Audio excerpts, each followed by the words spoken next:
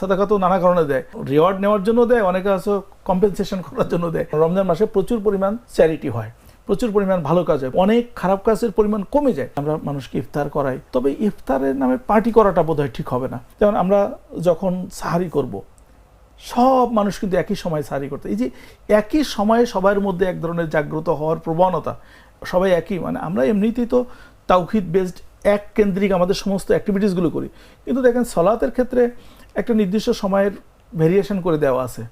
আপনি এখানে পড়লেন, এখানে একটা সময়, একটা নির্দিষ্ট সময় যখন সময় পড়তে পারেন, জামাত আপনি আগে পরে করতে পারেন, কিন্তু সাহারির ক্ষেত্রে কিন্তু আপনি এটা করতে পারবেন না যে আপনার সাহারির ফজরের পরে কেউ করলো, দুপুরে করলো, 12 ঘন্টা বা 13 ঘন্টা করলাম, এটা করতে পারবেন না। এই যে আপনার ভিতরে যে একটা সামষ্টিক সবাই মিলে করার প্রবণতা, সমাজের দিক থেকে যদি চেষ্টা করে আপনি দেখেন যে ক্ষুধার্ত ব্যক্তির যে তার যে ফিলিংস বা রিয়ালাইজেশন, এইটা ধনী মানুষের কিন্তু অন্য সময় সুযোগ হয় না।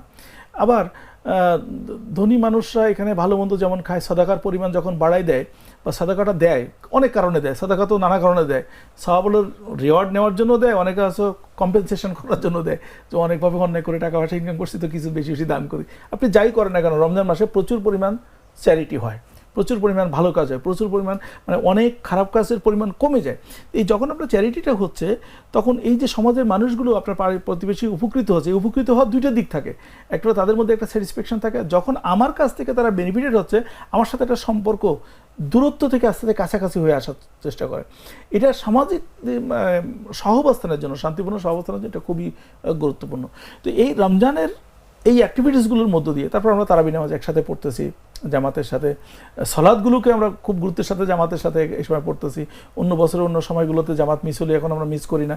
তো এইভাবে আমরা দেখতে পাচ্ছি যে রমজান আমাদেরকে পরিবার, প্রতিবেশী, সমাজের সাথে একীভূত করে আমাদেরকে। এরপরে আরেকটা ট্রেডিশন আমাদের দেশে খুব ভালো, সেটি হলো যে আমরা মানুষকে ইফতার করাই বিভিন্ন অনুষ্ঠানের মধ্য দিয়ে। তবে ইফতারের নামে পার্টি করাটা বোধহয় ঠিক হবে না, এটা থেকে যতটুকু অ্যাভয়েড করা যায়। এবং এসব পার্টিগুলোতে আমরা দেখি অনেক সময় যেটা ইসলাম অ্যালাউ করে না সেই কাজগুলো হয়। তো সেটা না করে যদি আমরা সত্যিকার অর্থে ইফতার খাওয়ানোর ব্যাপারটা যেটা ছিল, আল্লাহ রাসূল এই ব্যাপারে বলছেন যে তোমরা ইফতার করাও মানুষদেরকে, ওইটা যদি করানো যায় তাহলে সেখানেও একটা সামাজিক বন্ধন তৈরি হয়ে যায়।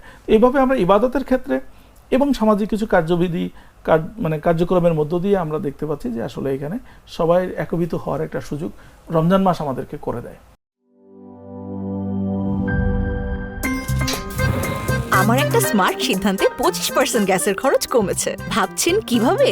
সাধারণ গ্যাস স্টোভ বদলে আমি এনেছি আরএফএল গ্যাস স্টোভ। এর সাইন্টিফিক নজল ও ব্রাস বার্নার ক্যাপ সমানভাবে তাপ ছড়িয়ে রান্না করে দ্রুত, তাই গ্যাসও বাঁচায় 25%, টাকাও বাঁচে 25%। আরএফএল গ্যাস স্টোভ নিরাপদ ও গ্যাস সাশ্রয়ী।